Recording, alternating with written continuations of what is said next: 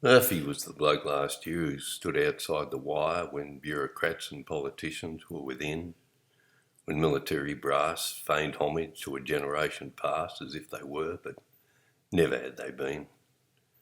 An enemy's done this, he's slipped in overnight and he's planted tares where wheat there ought to grow, and he's caught us sleeping soundly in the sweet south land of Oz, and until we saw, we didn't even know.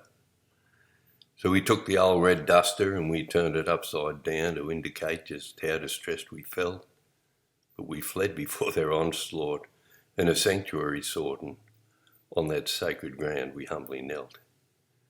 We thought we'd found a refuge, but they formed a skirmish line and they aimed those brutish weapons at our backs, and they fired there upon us, and they fell us one or two, and the rest of us we scattered on our tracks.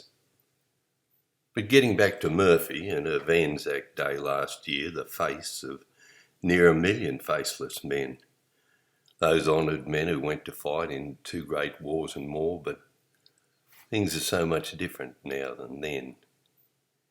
It was they who fought on foreign shores against oppressive foes to save the world from evil in those days. But now the battle's come to our home turf and folks are standing up to take back what we know was always ours. And Murphy's re-enlisted, and I saw him last weekend. That glassy look is gone now from his eyes. He was speaking there in Melbourne to more folk than you could count, but the type of troops he spoke to might surprise.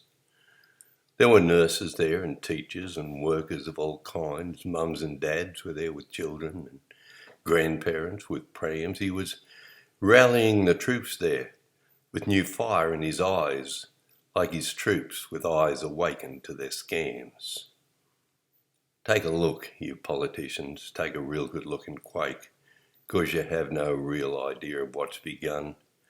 We'll be taking back our country, not with violence or with guns, but we won't be given up until it's done. Wait till next week.